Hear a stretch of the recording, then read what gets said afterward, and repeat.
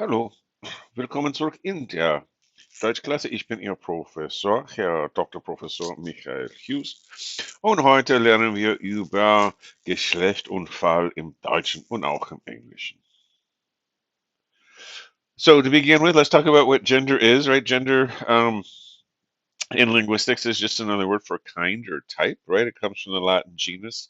Other words that you're familiar with that come from the same Latin root as genre, generate, genus, gene, origin, kin, even, right? The K and the G are made in the same spot in the mouth. Right? It's not necessary to have gender in a language. There's lots of languages in the world that have no gender, maybe even half of them that have um, no grammaticized gender, right? That doesn't mean that you can't talk about people's sex, but it doesn't have to be built um, into the language, right? You just have a third person singular, not a singular masculine or singular feminine or anything like that. Okay, so why would a language want gender? It cuts down on processing load, right? So if you noted that a thing is one of three genders, you automatically can eliminate both of the other two genders from your search process. It helps you figure out what pronouns are referring to and things like that, right? So the reason that gender is a thing in language is not because it's just sort of an extra doohickey, but because it's actually useful for processing. If it weren't useful for processing, it would probably disappear. Right? Um, in languages like English, for instance, that don't have a grammatical gender system, right? We only have gender in the pronoun system in English. We have stricter word orders typically, again, because of these things that we talked about. What gender helps with in terms of tracking reference and things like that. Okay, you already know about German, right? German has masculine words, feminine words, and neuter words, but the majority of words are masculine, so about 45% of words in the dictionary, right? Not necessarily words that come out of a person's mouth in any given minute, but in the dictionary, right, is 45%. Feminine, about 35%. And neuter about 20%. There's not a lot that you can say about predicting a word's gender. In German, it's just a matter of something that you should learn as you learn the vocabulary word. You can guess based on statistics, right? And then we also have a few little cues that we can use, as you can see on your screen, right? The feminine ones are the most useful, and then shin, right? But so height, kite, shaft, sion, tiet, and I are all suffixes that cause a word to be feminine, right? And shin is the diminutive. You'll also see that as line or just ol, depending on what part of Germany or Austria you're in, right? So that's Mädchen, that's Mädel, das Hündchen, just das Hündlein, something like that. Okay. And then, excuse me, let's also talk about grammatical rules. Grammatical rules are things like subject, object, indirect object, right? And we've talked about these in class. You should basically have an idea what these are. The subject is the thing, is the noun phrase that controls the conjugation. It's typically the thing or the person doing the action. And in English, it precedes the main verb. In German, it typically precedes the main verb, but doesn't have to. And it can go other places. We can move things around in German because we have gender and case and stuff. The object is grammatically inert in the sense that it doesn't have any effect on other words in the sentence.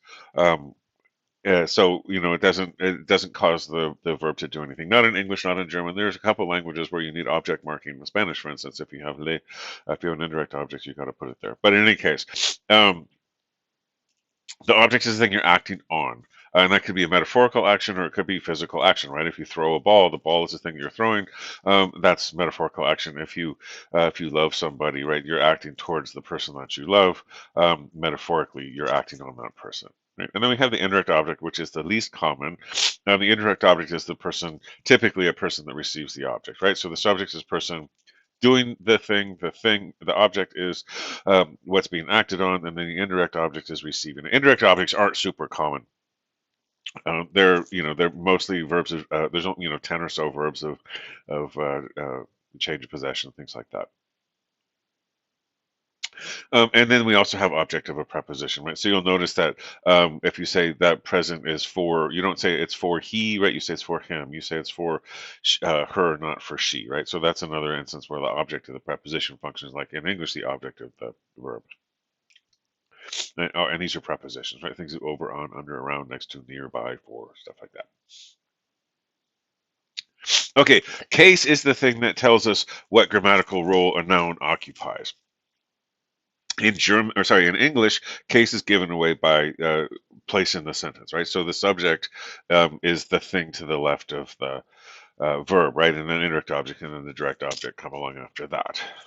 Right. German, you again with gender and with case, it gives us a lot more freedom of word order, so we can put things. There's still rules about where things go, but it's a lot freer word order than English, right? But nominative is what we call the subject, right? And if you talk about this in English, you might talk about the subjective case, but it's not that important of a morphological category in English, so we don't talk about it that much. The object is what we call the accusative. And then dative is what we'll call the indirect object.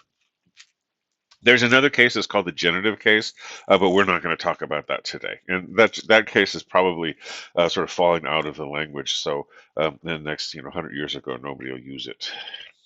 But it exists. Okay. Um, in the accusative case, it's only the masculine noun that shows a change of case, and you see that on the article, right? On the thing that means the.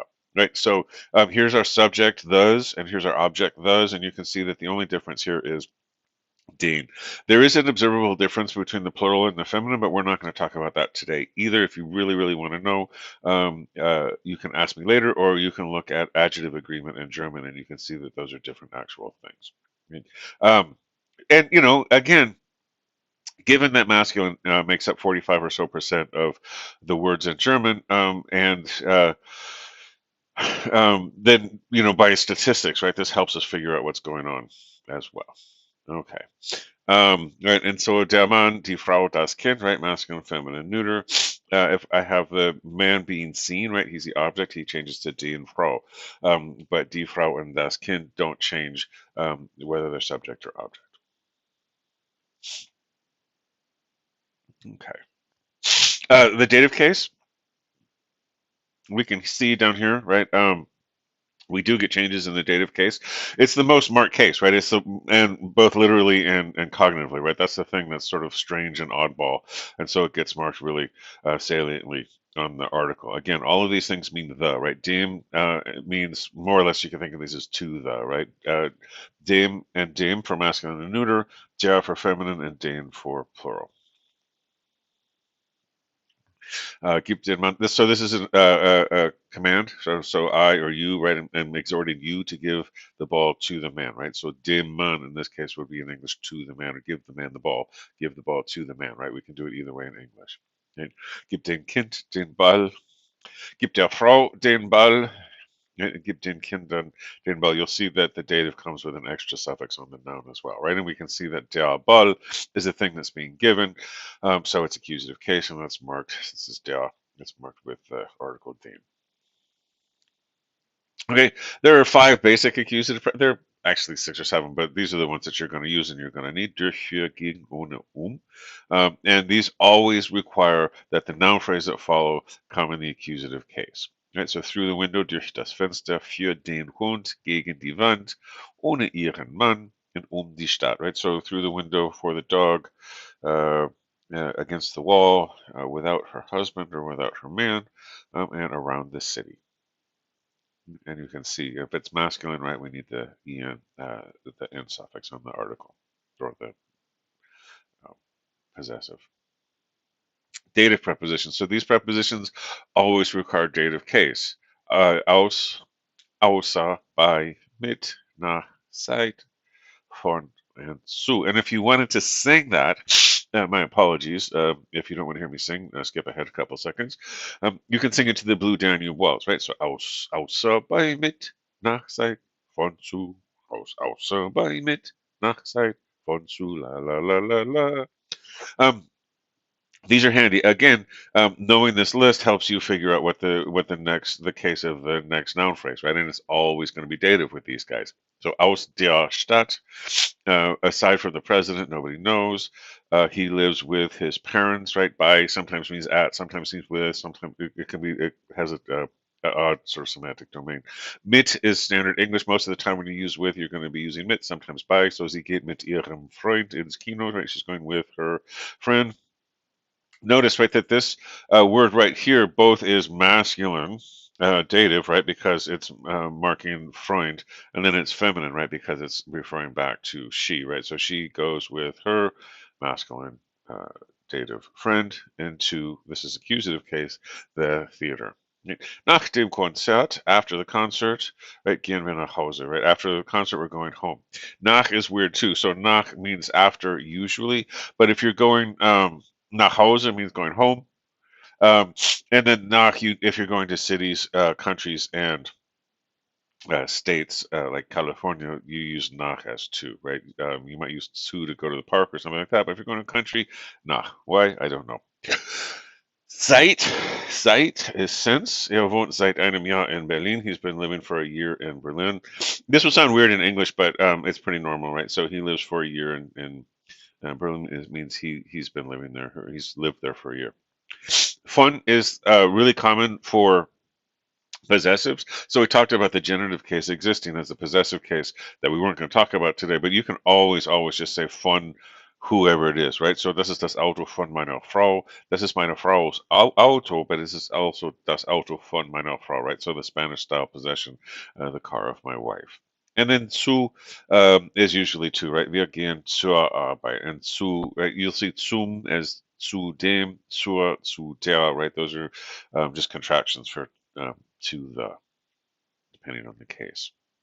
Okay, and then you have the confusing and frustrating set. And it's not super confusing. It's just one of those things that's a high cognitive load when you're trying to speak German and you have to decide, in addition to everything else, am I talking about movement? And then which case do I need to use, right? So Wechselpräpositionen are two-way prepositions, which means, and they're these, an, auf, hinter, in, neben, über, unter, vor, und zwischen. You don't really need to remember the list if you remember the two previous lists, right?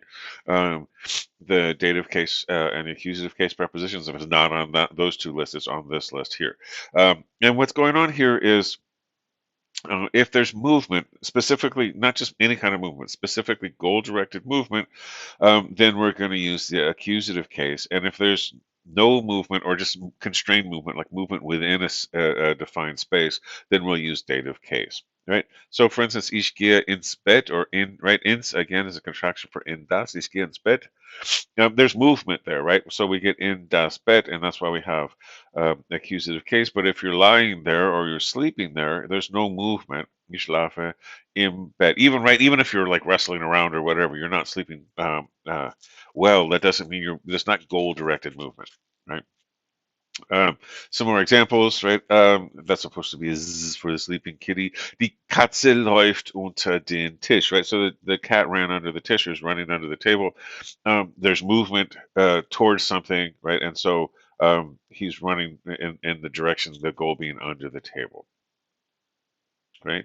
Um, in this case, die Katze schläft unter dem Tisch, right? Again, no movement. Unter is just going to give us dative case. Some more examples. Ich hänge das Bild über den Tisch. I'm hanging the picture over the table, right? So again, there's movement. You're placing it when you're hanging it. Das Bild hängt über den Tisch. There's no movement. We're just talking about its position. Dative case. Ich stelle das Auto hinter das Haus. Stelle means to put, right? So it's because I'm moving the car in a particular spot. Das Haus, right? But if it's already there, it's standing there, right? Steht is a way that German, it means to stand, but it's also is very common for just to stay or remain somewhere, right? Das Auto steht hinter dem Haus is, since it's just location, it's just dative case. All right, so that's everything that the sort of the down and dirty nominal system for German, again, minus dative genitive case, but just to bring it all together. Case indicates the grammatical role assigned by the verb. Those grammatical roles are nominative, accusative, dative, and then we have genitive, like I said, but that's much less important. And so if you really need to, though, talk to me about it or look it up. And then prepositions can also assign case. Some prepositions are always accusative, some prepositions are always dative, and then some prepositions are two-way prepositions, which means that if it's accusative, there's goal-directed movement, and if it's dative, there's location or movement within a space, right? So, for instance, you can imagine a happy professor dancing his way into the classroom, right? So there's movement into a particular space that is going to be in das Zimmer, right? So into the room, as opposed to you can imagine a dance class where everybody's dancing about, but they're dancing in dem Zimmer, even though they're moving, they're not moving in or out of the room, right? They're moving within the room, and so it's going to be dative case. Okay, any questions? You know how to get in touch with me. You can either email me at CSUSM, mhughes at CSUSM, or you can get in touch with me over the Canvas messaging system. I hope that was helpful. Auf Wiedersehen.